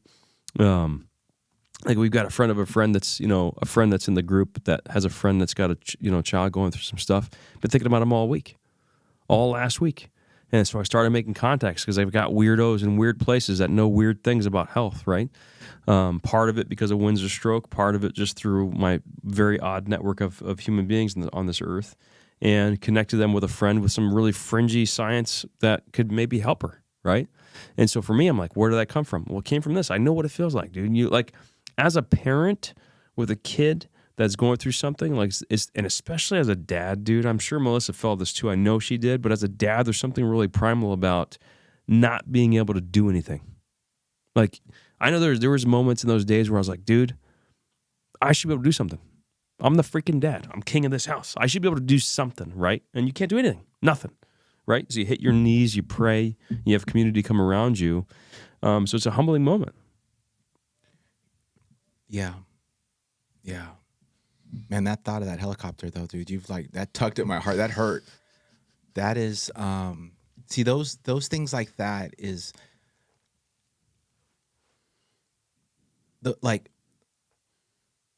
you're fortunate. There's parents that have been through that, and the helicopter ride didn't end well. Yeah. It didn't end well. For sure. And it's like, dude, it just takes the words out of my mouth. Like, yeah, I feel you, man. I feel what you're saying. And it's, I mean, it sounds cliche, but you know how some parents goes, I would switch places with her. Yeah. If I could. Yeah. And yeah, dude, that is so heavy, man. I'm glad that everything has worked out and it continues to work out. Thank you. Because I know when you're going through things like that, how you talked about your perception of time changes. Like when you're in the tub with your wife and 2 minutes was like 45. Yeah. I'm pretty sure that time from there, even through the sessions of the hyperbaric, before you started seeing positive results, that probably felt like years. Yeah. And you're praying like, God, please, and then in my experience, there's even sometimes doubt comes in like, maybe they were right. No, it's that spiritual warfare that starts occurring in our head. Mm-hmm. And I'm just glad that everything worked out for you in Yeah, appreciate that, Windsor, man. dude. You know, That's heavy. you said something about, sometimes the helicopter ride doesn't end well, right? It doesn't have the same sort of like, ending and story. And it's interesting you say that, man, because we were going through all this, and Windsor gets released from the ICU, and she has one day in a regular hospital room, and then we get released, and she's in this room, and there's another family in there, and Melissa, in her fashion of making friends everywhere, she gets to know the mom and this kid's like, she must have been 4. And this was like their, I don't know, 30th hospital stay or something. And then I've heard stories since then from other families and things they're going through. I'm like, man, as bad as what we went through was, it wasn't jack. Some people have way harder stories, man, of cancer and treatment and brain injury and, you name it, and then death. And so on the other side of it too, it gives me perspective of like, man, I've got a lot to be thankful for. As hard as this was, it could have been way worse. Yeah. The story could have been way different. And so it's just another evidence that's stacked in the category of just gratefulness and gratitude and appreciating the moments. And, cliche, like you said, as far as like being, stop and smell the roses, tomorrow's not guaranteed. But it's like, this is, when it's right in front of your face like that, it's a reminder, like those statements are cliche for a reason. These are things that we've struggled with since the beginning of humanity, of just like, even like parenting, sometimes it feels like, oh gosh, I can't wait till the kids are out of the house, or I can't wait till it's quiet. And then when the house is quiet, what? You miss them. It's twisted. And they come back with you, hey, what do you guys want to hang out? Yeah. Just the other day, I sat in the garage because all the kids were busy or gone, and I'm like depressed. I almost wanted to cry. I'm like sitting on my son's drum set seat. I'm like, this is nobody wants to hang out with me. This sucks. But at the same time, I always want the house to be quiet, or I want a moment to myself, right? So it's just twisted. It's like, no, just shut up and deal with the chapter that you're in and enjoy it. Yeah. Because one day it'll be the good old days. Is that a Macklemore line? I think it is. I don't know. Like, if somebody would have told us, I wish somebody would have told us these are the good old days. Some line like that, right? Like, it's happening right now. Just enjoy it. You're going to look back on it fondly, even the crazy moments. You're going to look back on it fondly and be, remember when? Remember that time? Kids were running around the house, breaking everything, getting poop on stuff, making a mess in my kitchen. My garage is always a disaster. My car, I told you my car's a rolling dumpster. Like, I'm going to look back on it, and I'm going to have a really clean car. I'm like, remember when the car was a disaster? That was a good time. Right? Yeah. It's true. Absolutely. Right? So it's like, shut up and just enjoy it now. Just shut up and enjoy the day. Right? This is all we got. Enjoy it. Yeah, man. That's actually a good perspective, man. It's a good perspective. There was a story I was going to mention, but I don't want to like go back down the. Well, I'll just mention it lightly. When you're talking about kids in the hospital, when I was younger, going through seminary, Mm-hmm. I had a friend of mine I had quite a few friends, but one of my friends had graduated. He's working as a pastor, but the students and the pastors, we are chaplains at local hospitals, right? A friend of mine was in Central California, and he was the chaplain of a hospital out there. And for those of you who are listening, there's Catholicism and Christianity. If just an average person who doesn't know much about religion or faith-based systems, they look similar, but there's some distinct differences. One of them I can't say rosary beads. Like Christians don't use rosary beads or talk to a priest and so forth, but Catholics do. So my friend, when you're just out of seminary, you have your beliefs. We baptize submersion. We tithe 10%. Like you're in the zone. Like it's almost like going pro. You've trained all this time. Now you're in the NBA. You're doing your stuff. Yeah. And a friend of mine was chaplain at a hospital, and someone came in and their kid died. Mm. And the kid was like, was a baby. It was older than a year old. Dang. And my friend, like after it happened, he was pretty distraught. Not distraught, but just kind of opened up to me about it. So I'll just keep him anonymous. I don't know if he wants anybody to know, so people won't know it's him. But this family was like, we want you to baptize our baby because they're Catholic. Yeah. And he was like, you know, traditional Protestants, you have to be an adult and knowingly and, you know, say, I accept Jesus. Yeah. This is a deceased baby. Oh my gosh. And so he was like, what do I do? There's no Catholic chaplains available at the moment. And if I say no, I don't believe in that, I'll destroy their faith worse. I'll make, you know what I'm saying? I'll drive them further away from God. Yeah. And not only do they want a baptism, they want the sprinkle baptism. He doesn't know how to do that. He does, I thought you used the name of the Father, Son, you know, that. Yeah. And so he just went over there, got on the computer, and looked how to do it. And he baptized their deceased baby. Oh my gosh. And I was like, wow, man. Like, he said, it goes against everything that I believe. But it doesn't go against everything I believe at the same time, because at the end of the day, as Christians, we're to show compassion, you know, and not be a stumbling block to people. Yeah. And he told me that story, and I was like, man, that is so. He told me the day after it happened when he got off his shift, and I was like, unreal. That's heavy, man. And and there's 2 points that I was trying to make with that. Is that one, that the hospital visits don't always end well for parents, and we should, as a parent or even as an individual, should always be grateful for our health and the health of our loved ones. Don't ever just take it for granted or go, hey, I'm gonna go visit my mom next year or next month or whatever. There's actually a guy who talked about this on I don't know which podcast or social media I heard this on. This one guy broke it down to the host, because the host was like, I see my mom like every summer. She's back in Connecticut. And he goes, how old's your mom? She's 66. And he goes, okay, let's say she lives at 76, which is like the average age. Because the guy said he visited her for a weekend once. He goes, and usually he'll visit her, but then go see his friends. So he's only seen her one day. He goes, that's 10 years. You got 10 summers with your mom. And of those summers, you only spend one day. So right now, between now, the next decade, your mom dying, you got 10 times to spend with your mom. That's what you're doing. And the guy was like, oh, yeah, I didn't see it that way. He goes, yeah, but that's how it is. If you love someone, you should spend time with them, you know, and nurture that relationship, because that's if your mom lives another 10 years.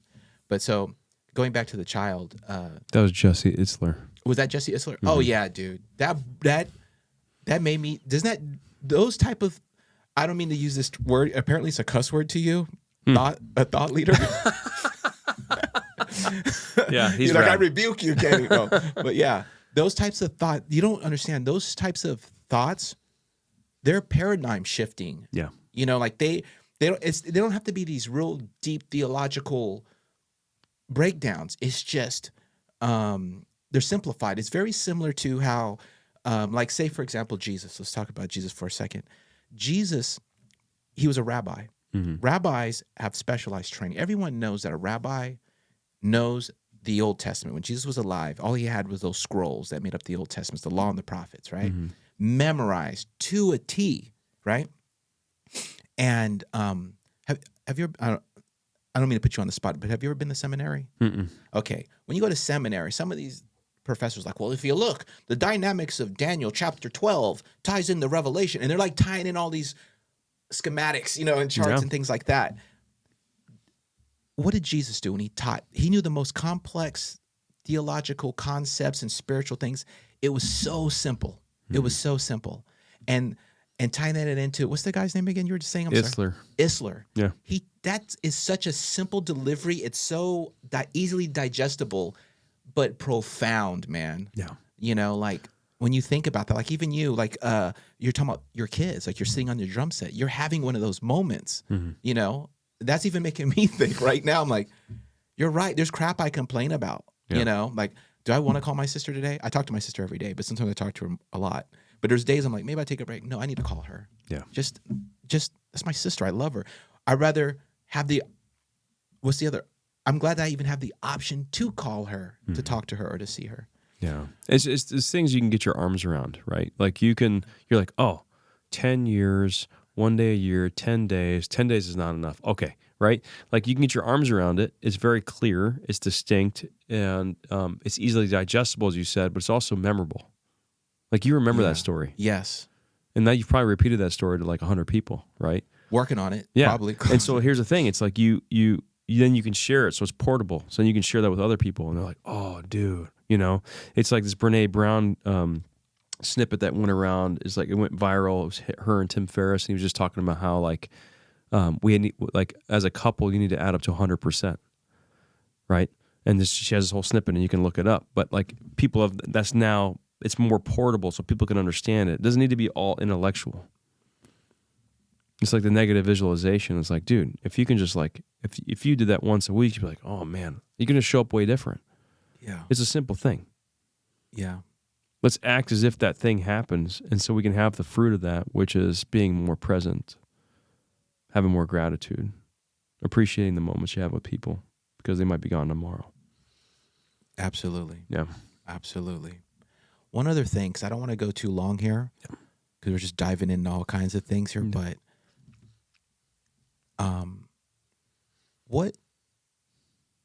this is one for me. Mm-hmm.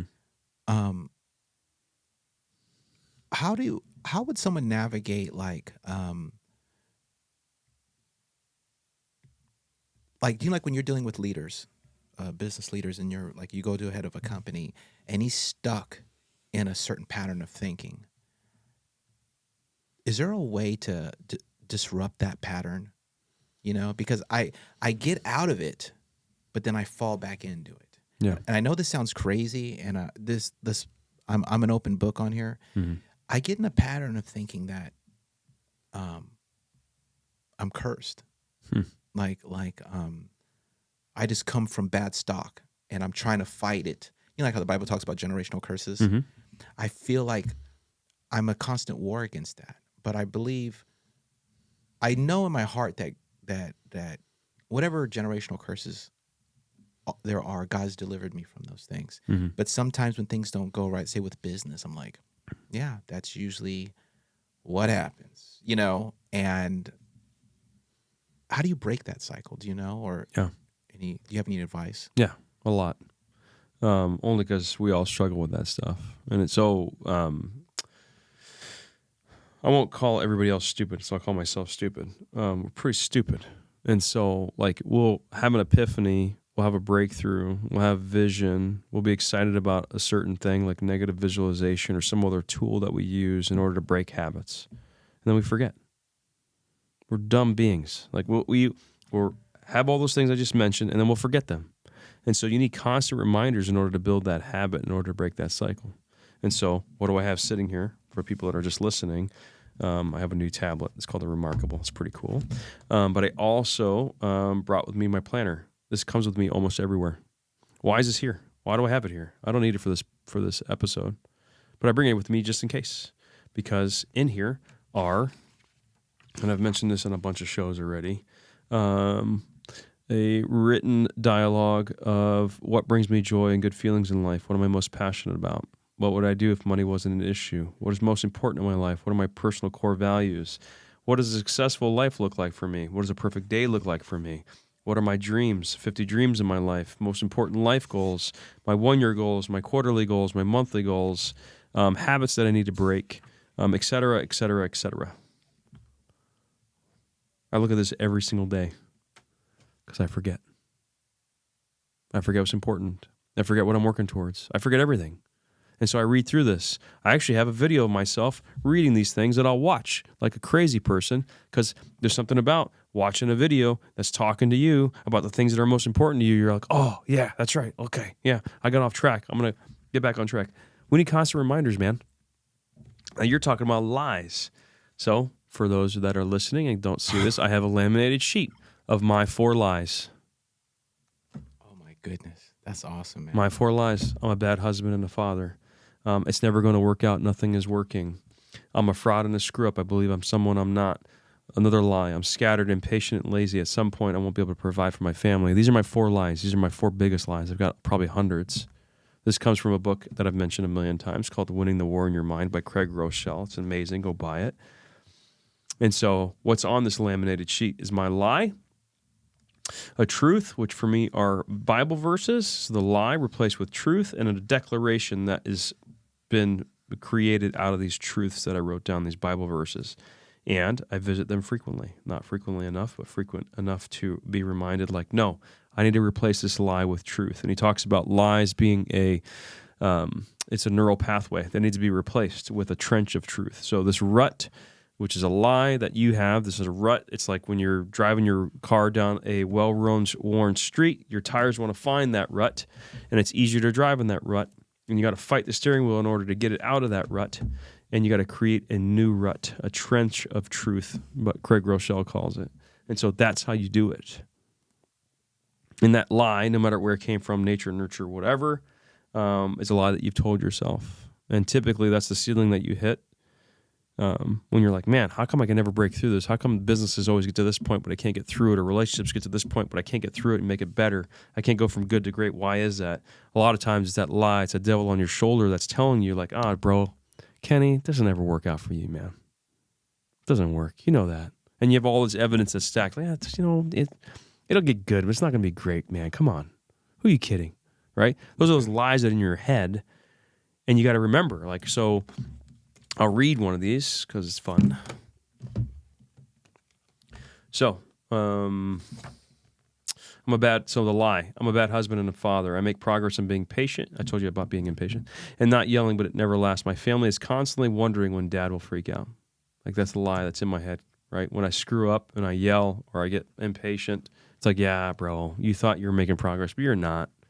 So here's the truth. And these are 3 different Bible verses, or 2 different Bible verses on this one. For we are his workmanship, created in Christ Jesus for good works, which God prepared before that we would walk in them. Ephesians 2:10. Fear not, for I am with you. Be not dismayed, for I am your God. I will strengthen you. I will help you. I will uphold you with my righteous right hand. Isaiah 41:10. And my declaration is, God made me for this. I'm the husband and father to the family he entrusted to me. I have everything that I need. I will not fear or be dismayed, for he will help me and uphold me with his right hand. He's there. Like, I have this vision of walking with God like I'm the kid and he's the dad, and I've got my arm up and he's got his hand down and he's holding me with his right hand. He's walking with me, right? We are yoked. And so these are a reminder, like, no, dude, like, I have the wife and the kids that God entrusted to me. They're for me to take care of. Not anybody else, me. They're mine. Yeah. I'm made for them. They were made for me. You know what, man? That's absolutely true. That's absolutely true. I'm relating that to what I'm used to, and I do jujitsu, as you know. Mm-hmm. And one of the problems that we have, like, I've been doing it most of my life, is that guys who have done it as long as I have, or you call them advanced, we forget the fundamentals. You know, the basic moves. Yeah. And sometimes we're training with someone. It's called rolling, but most people call it sparring, whatever, rolling. We will have some newer students doing things. And we're like, oh, yeah. And they'll actually might work on us, like, because we forgot the basics, the foundations of it. Yeah. And you're right, man. Actually, I'm going to do that. I'm going to start putting up reminders, because you know what it's like as an entrepreneur. You sometimes you're running on high octane, man. You're like, oh, yeah, I got I'm alive. Yeah. Then sometimes, it's during the race, man, you might get a flat tire. The team's interchanging tires. It's a long race. It's a marathon. It's not a sprint. So then it gets to the point where you're like, why did I even join this race, man? My neck hurts. And you start, and I've never really won a race this big.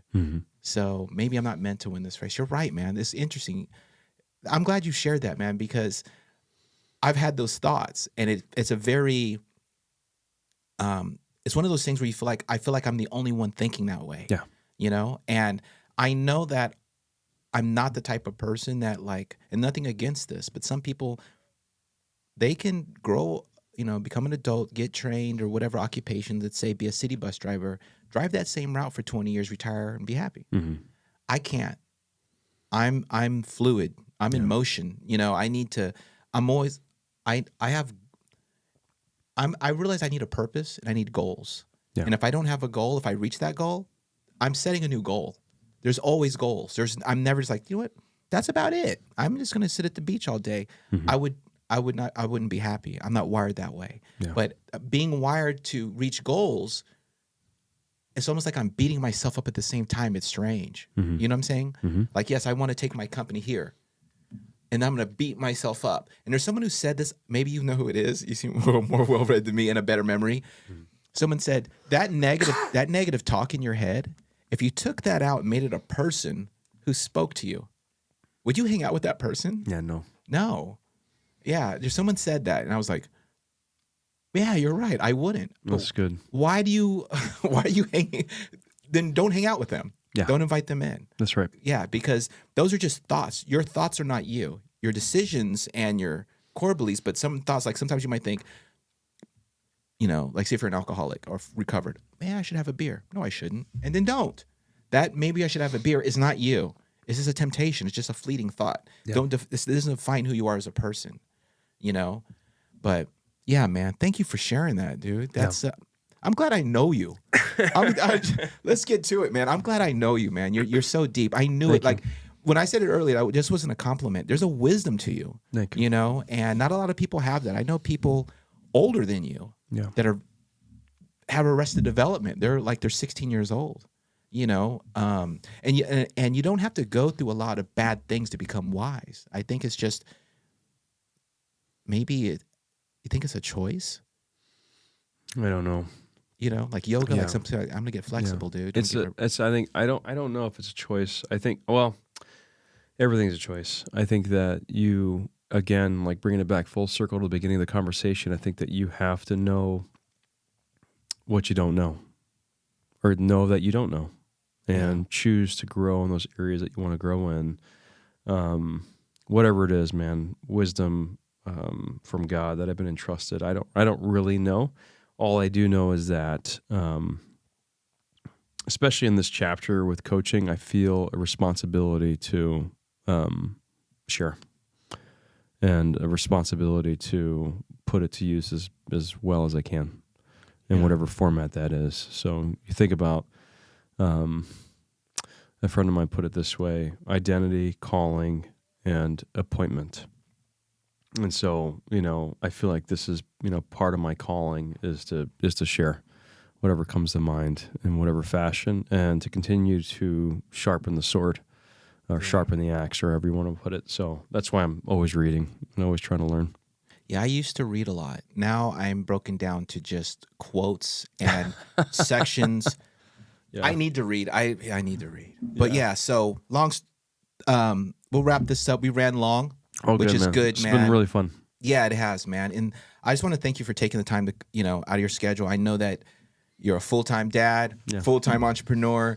I mean, you're 100% across the board on everything. So, yeah, man. And thank you for opening up about your life. It's not very easy. I've interviewed people, and some people kind of get gun shy. They're scared to be vulnerable. And I just want you to know that I appreciate, and I'm sure that the listeners appreciate your your willingness to be vulnerable and open up your life to strangers, you know, but it's for a good cause. It's like I've mentioned before, this is a nonprofit. This is not a business podcast, and there's not a plan to stack this and we're going to, you know, try to get Brad Pitt here to do things. No, this is a resource just for people to let people know that, other people know that, you're not alone. They're not alone, and there's answers, there's solutions, there's a God. You know what I'm saying? Yeah. That will help. It's good. So, appreciate thanks it again, man. Yeah, thanks for having me, man. Thanks for doing this. No problem. Yeah.